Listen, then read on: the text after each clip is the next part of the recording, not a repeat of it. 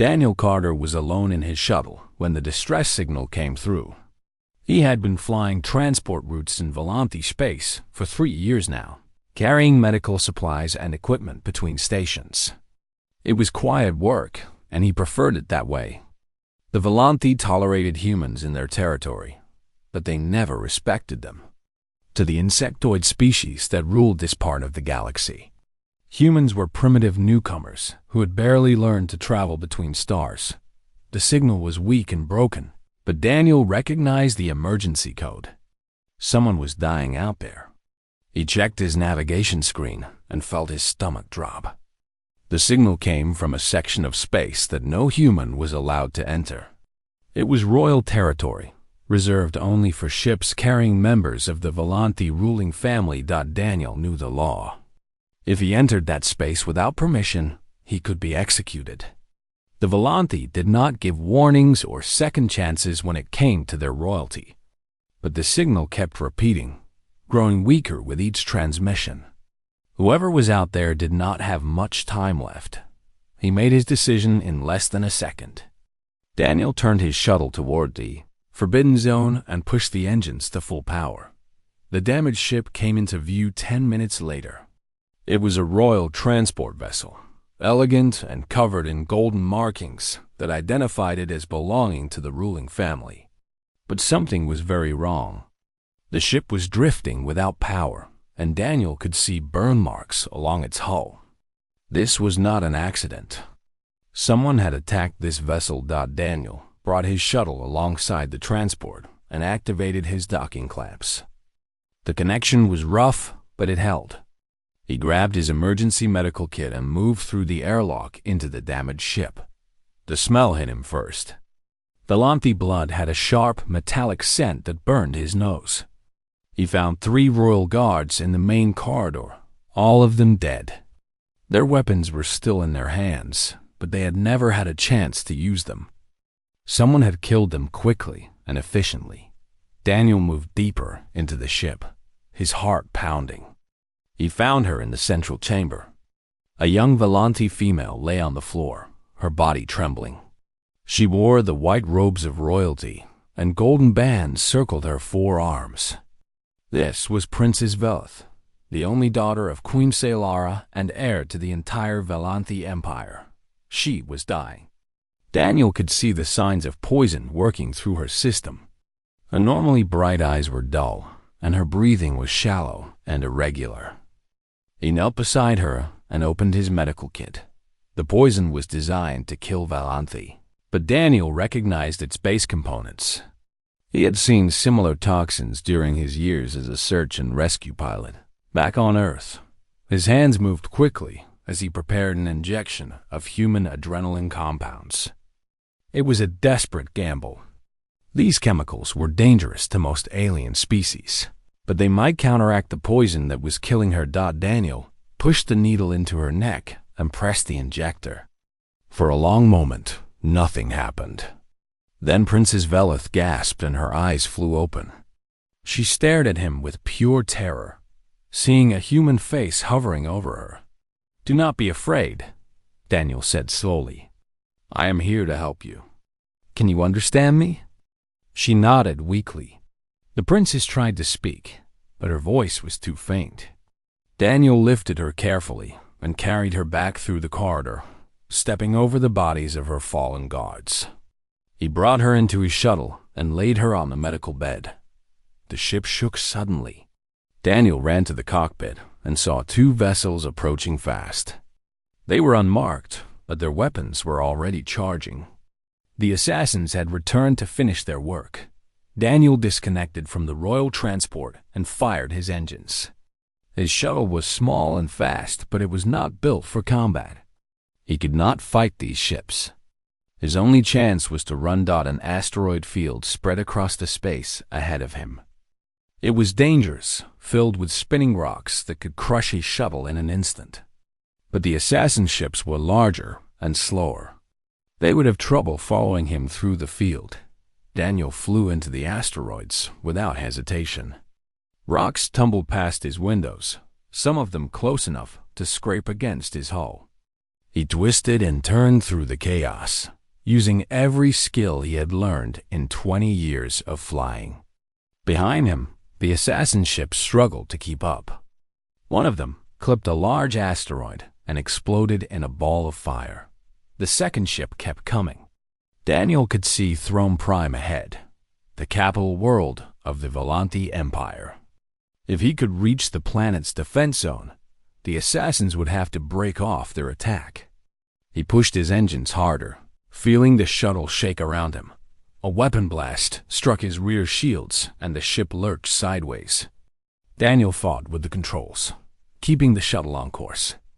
Another blast came, closer this time. He could see the defense stations ahead, their weapons tracking the approaching ships. The assassin vessel turned away at the last moment, disappearing back into the asteroid field. Daniel let out a breath he did not know he had been holding.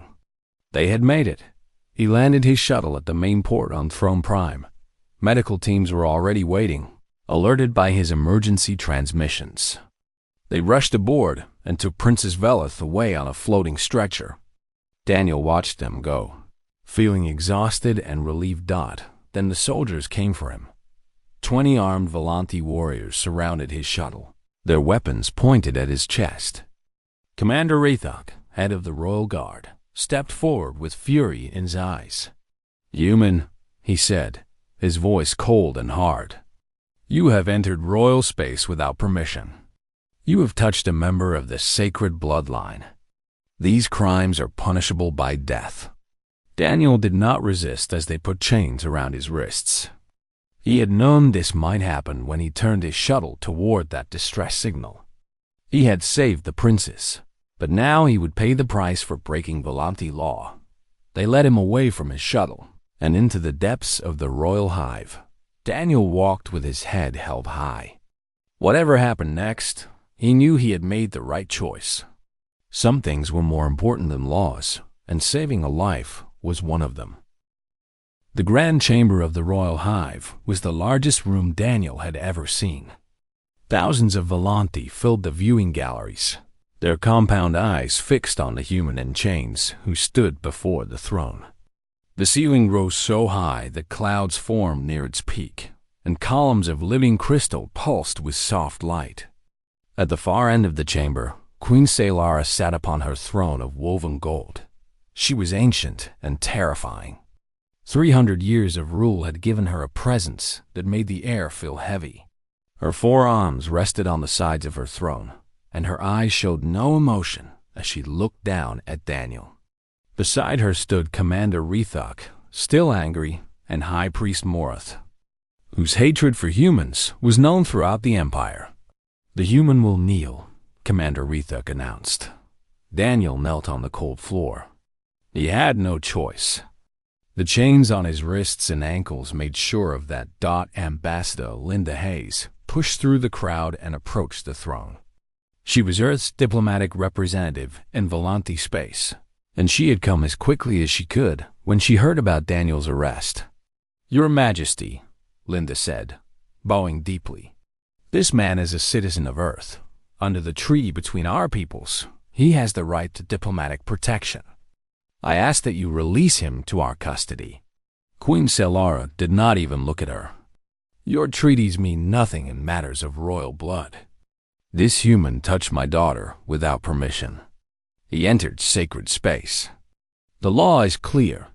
He saved her life," Linda protested. "Without his actions, Princess Velith would be dead." High Priest Morath stepped forward, his voice dripping with contempt.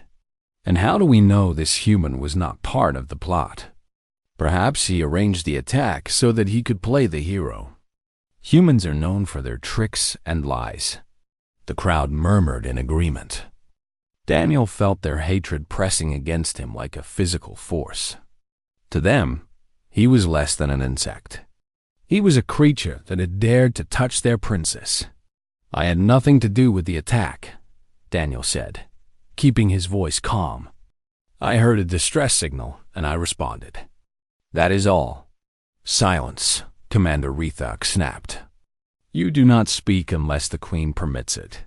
Queen Selara raised one of her hands, and the entire chamber went quiet. She studied Daniel for a long moment, her ancient eyes searching his face. Daniel met her gaze without looking away. He had nothing to hide. The doors at the side of the chamber opened suddenly. Princess Velith walked in, supported by 2 attendants. She was still weak from the poison, her steps slow and careful, but there was determination in her eyes. The crowd gasped at the sight of her. "Daughter," Queen Selara said, rising slightly from her throne, "you should be resting." "I could not rest while an innocent being faces death for saving my life," Princess Velith replied. She walked forward until she stood beside Daniel, then turned to face her mother. "I was dying, Mother. The poison was taking me. This human came to me when no one else could. He gave me medicine from his own body. He carried me through danger and brought me home. He broke our laws," Commander Rethak said. "Laws that would have left me dead in space," Princess Velith answered sharply. "What good are laws that punish those who save us?" The queen was silent. Daniel could see the conflict in her eyes. She was a ruler who had built her power on absolute law and order. To let him go free would be to admit that laws could be wrong. But her daughter stood before her, alive and breathing because of this human. "There is a way to know the truth," Queen Selara said finally. "We will perform a deep memory scan. If this human's intentions were pure, the scan will show it. If he was part of the conspiracy, we will know that as well." Daniel had heard of the Volanthi memory scan. It was painful and invasive, a process that would expose every thought and memory in his mind. But he had nothing to hide. So he nodded his acceptance. They brought him to the center of the chamber and placed a metal crown on his head. The scan began immediately, sending waves of fire through his brain. Daniel gritted his teeth against the pain. Images flashed before his eyes, memories of his entire life playing out in seconds. His childhood on Earth, his training as a pilot, the years of lonely work in Volanthi space. And finally, the moment when he heard the distress signal and made his choice. The scan ended, and Daniel collapsed to his knees. The crown was removed, and the chamber fell silent as the results appeared on a floating display for all to see. There was no conspiracy. There was no hidden agenda. The scan showed only a man who had heard someone in trouble and decided to help. It showed Daniel flying into danger without hesitation, fighting to save a life that meant nothing to him except that it was a life. Queen Selara stared at the display for a long time. When she finally spoke, her voice was different, softer, almost uncertain. "In 300 years of rule, I have performed thousands of memory scans. I have seen ambition and greed and hatred in the minds of my own people. But I have never seen what I see in this human's mind." She paused, and the chamber held its breath. Pure selflessness. He expected nothing in return. He knew he would probably die, and still he chose to save my daughter. She rose from her throne and walked down the steps toward Daniel. The crowd murmured in shock. A queen did not approach prisoners. It was unheard of. Queen Selara stopped in front of Daniel and looked into his eyes. "What is your name, human?" "Daniel Carter, Your Majesty." "Daniel Carter," she repeated. "You saved my daughter when no one else could. You broke my laws to do what was right. I cannot punish such actions." She turned to address the chamber. "This human is hereby cleared of all charges. Furthermore, I am appointing him as a personal guardian to Princess Velith. Someone who would die to protect her deserves the honor of protecting her." The crowd erupted in protests. Commander Rethak stepped forward, his face twisted with outrage. High Priest Morith shouted about contamination and spiritual corruption. But Queen Selara silenced them all with a single look. "My decision is final. Daniel Carter will serve in the Royal Guard. Any who object may take their complaints elsewhere." She reached down and removed the chains from Daniel's wrists herself. Then she turned and walked back to her throne, leaving Daniel standing in the center of the chamber. Free and stunned by what had just happened, Princess Velith smiled at him. The first genuine smile he had ever received from a Volanthi. "Welcome to the Royal Hive," she said. The Festival of First Light was the most sacred ceremony in the Volanthi calendar. It celebrated the moment when their ancestors first emerged from darkness into the light of their sun. Millions of citizens gathered on the great plaza before the Royal Hive, their eyes turned toward the ceremonial platform where the Queen would appear. Daniel stood at the base of the platform, dressed in the uniform of a royal guardian. Captain Neris was beside him, along with a hand-picked team of loyal soldiers. They had spent the last 3 days preparing for this moment, replacing guards. They suspected of being Shadow Brood sympathizers with warriors whose loyalty was beyond question. But Daniel knew it was not enough. High Priest Morith had been building his network for decades. There was no way to identify all of his followers. Some of them would be in the crowd today, waiting for their chance to strike. The ceremony began with the sound of ancient horns. Queen Selara emerged from the royal hive, dressed in robes of pure white that glowed in the morning light. Princess Velith walked beside her, recovered from her wounds and looking strong and beautiful. They climbed the steps to the ceremonial platform as the crowd cheered. High Priest Morith waited for them at the top of the platform. He held the sacred staff of his office, a golden rod topped with a crystal that pulsed with inner light. His face showed nothing but religious devotion, but Daniel watched him carefully. The priest's eyes moved across the crowd, searching for something or someone. "Today we celebrate the light that guides us," Morith announced, his voice amplified by hidden speakers. "Today we honor the royal bloodline that has protected our people for millennia." Daniel scanned the guards positioned around the platform. Something was wrong. Several of them were standing in positions that were different from the official plan. They had moved closer to the steps, blocking the normal escape routes. He touched the communicator hidden in his ear. "Nyrus, do you see what I see?" "The guards on the east side," she replied. "They are not our people. Shadow Brood." "Confirmed. I count at least 12 of them." Daniel's mind raced. If they acted now, it would cause panic in the crowd. Millions of people could be trampled.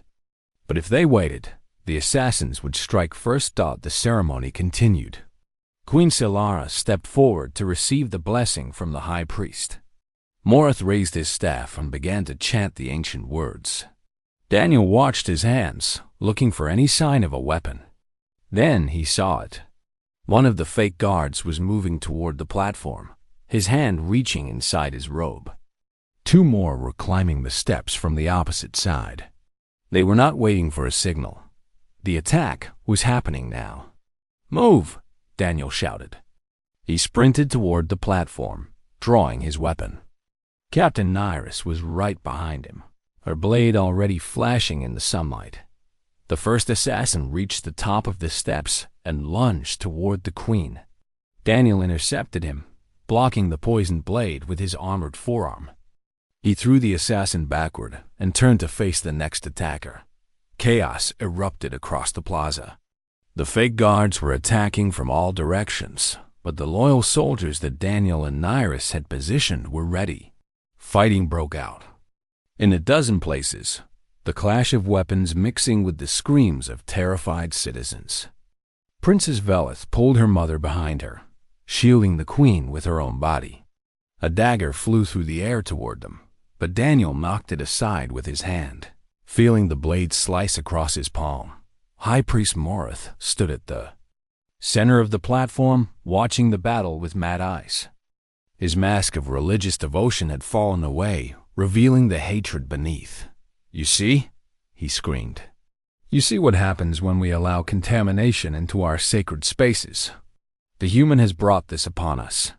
He has corrupted the royal bloodline with his presence." "The only corruption here is you, Morith," Queen Selara said.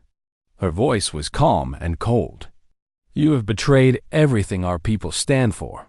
I am saving our people." Morith raised his staff and pointed it at the queen. The crystal at its top began to glow brighter, and Daniel realized with horror that it was a weapon. The Shadow Brood will cleanse this empire of weakness.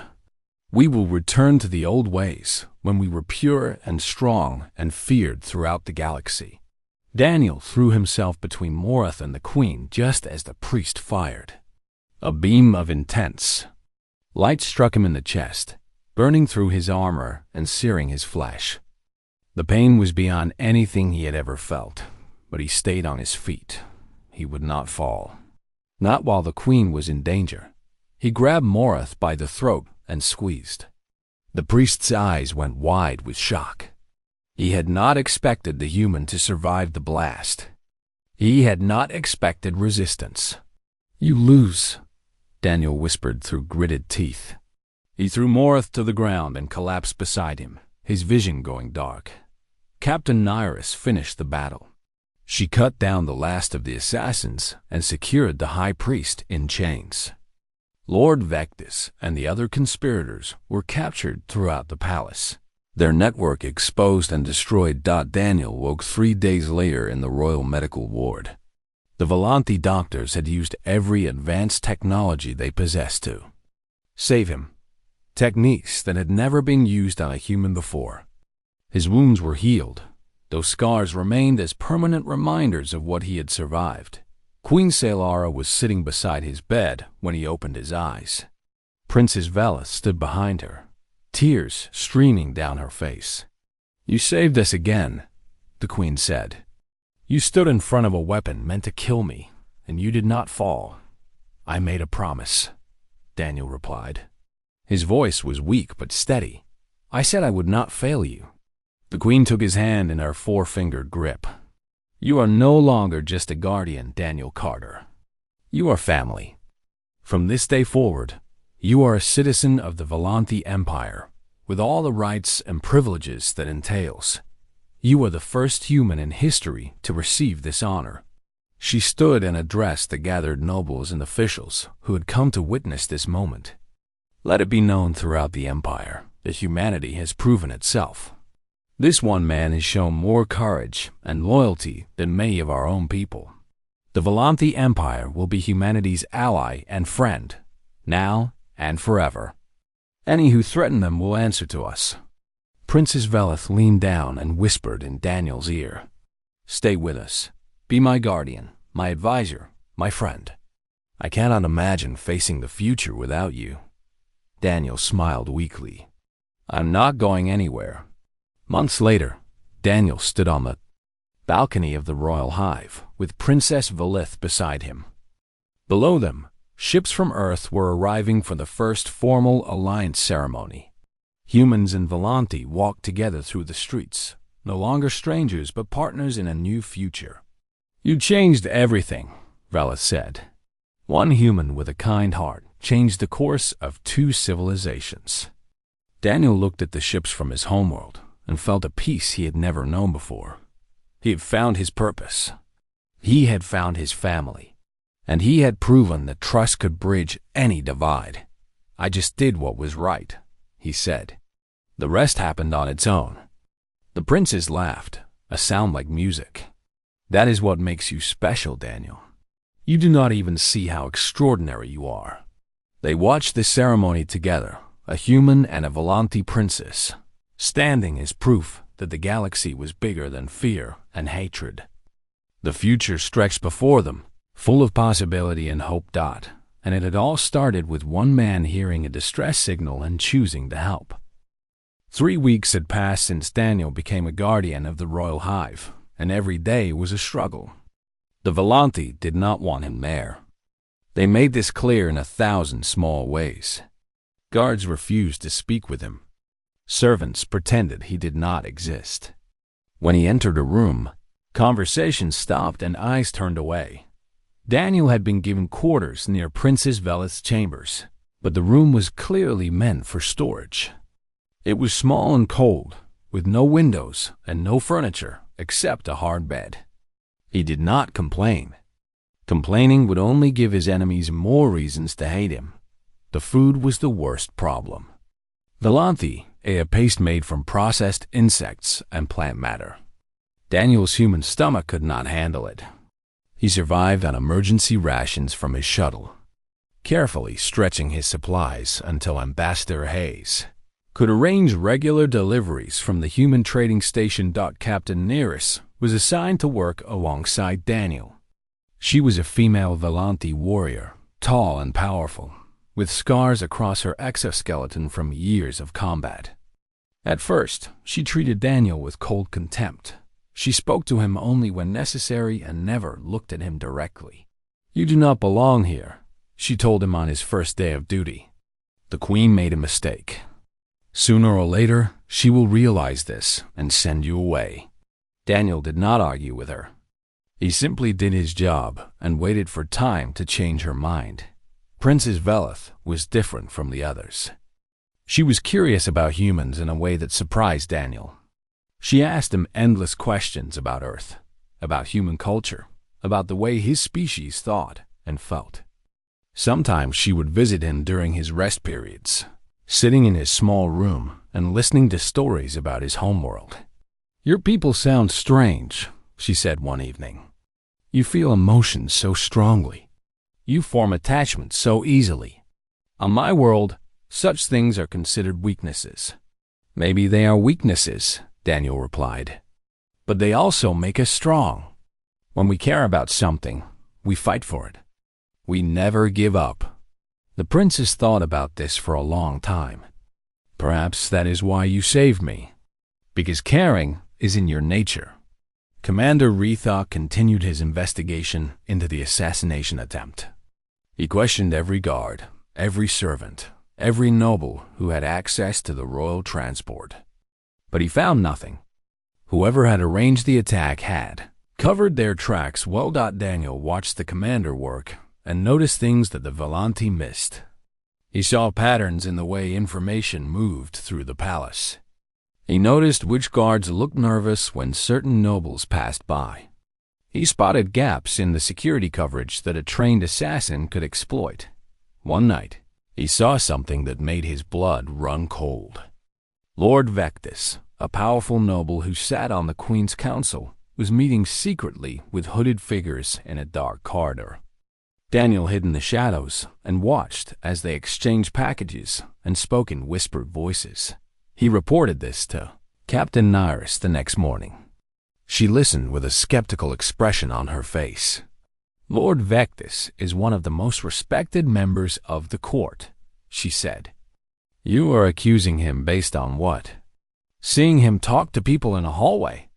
Those were not normal conversations," Daniel insisted. "They were hiding something. You are a human. You do not understand our ways." Captain Narration walked away, dismissing his concerns. Daniel did not give up. He continued to watch and wait, gathering small pieces of evidence that he hoped would eventually form a larger picture. The Festival of Blooming was one of the most important ceremonies in the Volante calendar. It celebrated the renewal of life and the strength of the royal bloodline. Princess Velith was required to appear before thousands of nobles and citizens, performing rituals that dated back centuries. Daniel stood at his assigned position near the ceremonial platform. Captain Narration was beside him, her eyes scanning the crowd for threats. The atmosphere was festive, filled with music and color, but Daniel felt uneasy. Something was wrong. He could sense it in the way certain guards were positioned, in the nervous glances that passed between members of Lord Vectis's household staff. The princess stepped onto the platform to begin the main ritual. She raised her arms and began to chant the ancient words. Daniel watched the crowd, looking for anything out of place. He saw the assassin a moment before the attack. A figure in servant's clothing was moving toward the platform, one hand hidden beneath their robe. Daniel did not think. He simply acted. He threw himself toward the princess just as the assassin struck. A poisoned blade meant for her heart buried itself in Daniel's shoulder instead. He felt the burning pain spread through his arm as he tackled Velith to the ground, shielding her body with his own. Captain Narration was already moving. She caught the assassin before they could flee, bringing them down with a devastating blow. Other guards swarmed the area, securing the platform and rushing the princess to safety. Daniel lay on the cold stone, feeling the poison working through his system. But something strange was happening. The pain was terrible, but he was not dying. The poison designed to kill Volanti in seconds was affecting him differently. His human biology was fighting it, slowing its progress, giving him time. They rushed him to the medical ward, where Volanti doctors worked frantically to save him.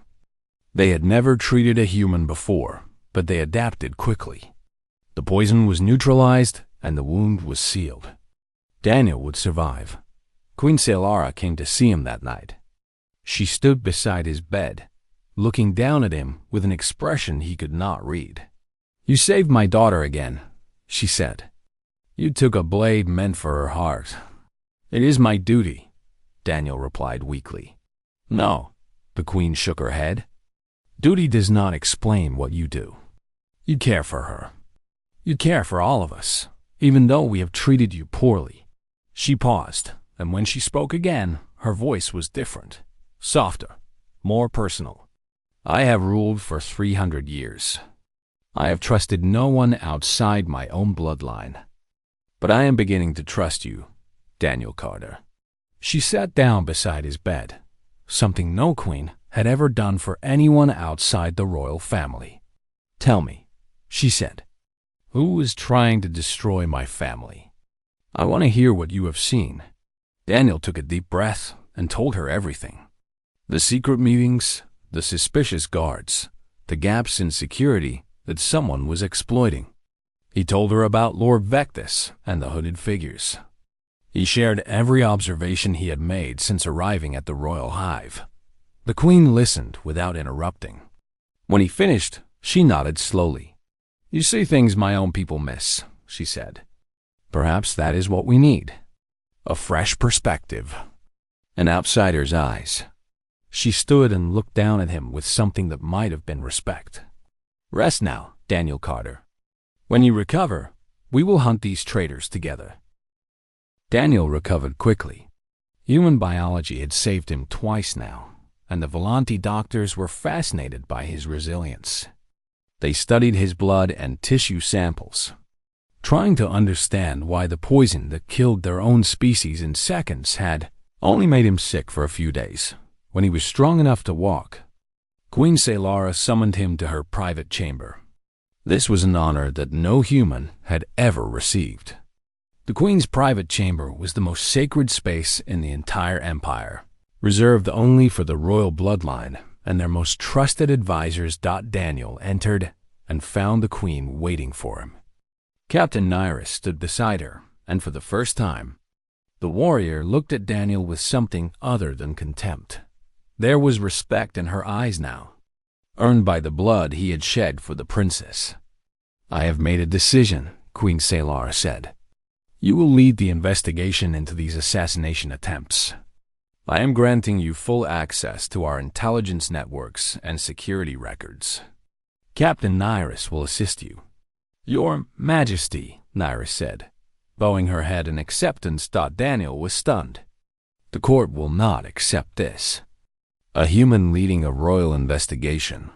The court will accept what I tell them to accept," the queen replied. "My daughter lives because of you.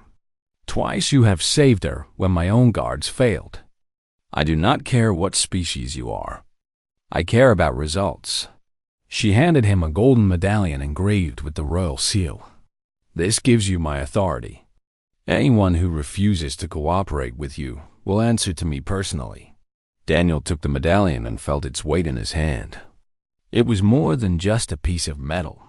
It was a symbol of trust that no human had ever received from the Volanti.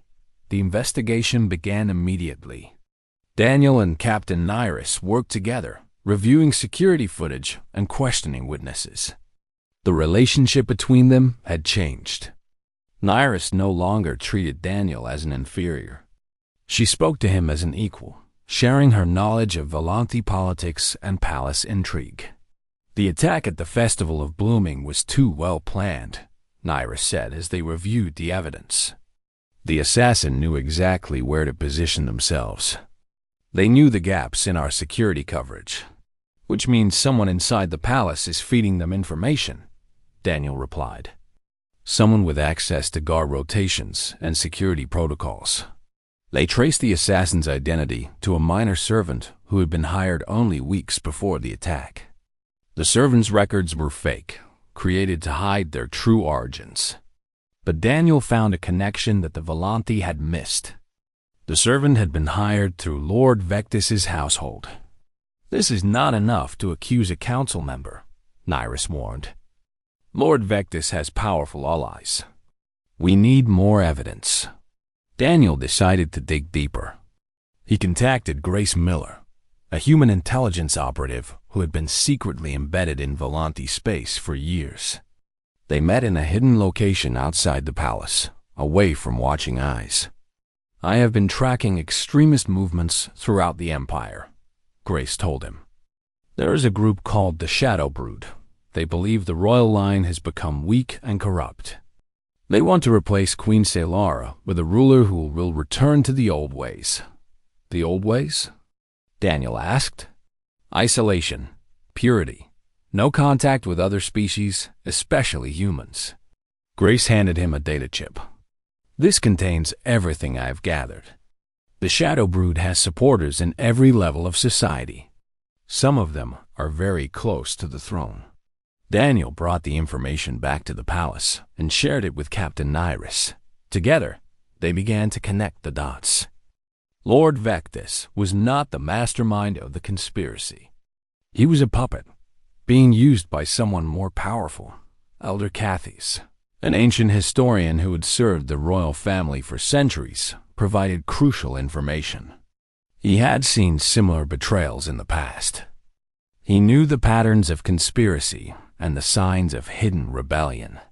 The Shadow Brood has existed in different forms throughout our history, Cathys explained. They always emerge when the Empire changes, when new ideas challenge old traditions. They fear progress. They fear connection with other species. And they will kill anyone who stands in their way. Daniel studied the intelligence reports, looking for the pattern that would reveal the true leader of the Shadow Brood. The evidence pointed in a direction he had not expected. The conspiracy reached higher than Lord Vectis. Much higher. He found the connection late one night, staring at financial records that should have been hidden. Large sums of money had been moving through secret channels, funding the Shadow Brood's operations. The money came from the temple treasury, controlled by one person, High Priest Morath. Daniel felt cold as he realized the truth. Morath had been present at his trial. He had spoken against humans with passionate hatred. He had called for Daniel's execution and protested when the Queen showed mercy. The High Priest had been hiding in plain sight, using his religious authority to build a network of fanatics who would kill for him. He brought his findings to Queen Selara immediately. She listened in silence, her ancient face showing no emotion. When Daniel finished, she closed her eyes and let out a long breath. Morath has served the temple for 200 years. He baptized my daughter when she was born. He presided over my husband's funeral. Her voice was heavy with pain. And now you tell me he wants to destroy my family. The evidence is clear, Your Majesty. The Festival of First Light is in 3 days. My analysis suggests that will be his next target. The ceremony requires you to appear publicly before millions of people. It is the perfect opportunity for an attack. Then we must cancel the festival, Captain Nyris said. No. Queen Selara's voice was firm. I will not show fear to these traitors. The festival will proceed as planned. She turned to Daniel, and her eyes locked with his. But I want you at my side during the ceremony, Daniel Carter. I am trusting you with my life. Daniel bowed his head. I will not fail you, Your Majesty. The Queen reached out and touched his shoulder, a gesture of intimacy that stunned everyone in the room. I know you will not, she said. You have proven yourself beyond any doubt. Whatever happens at the Festival of First Light, know that you have earned a place in my trust that no outsider has ever held." Daniel left the chamber with a heavy weight on his shoulders. In 3 days, everything would be decided. The Shadow Brood would strike, and he would have to stop them. The lives of the Queen and the Princess depended on his success. He only hoped he was ready.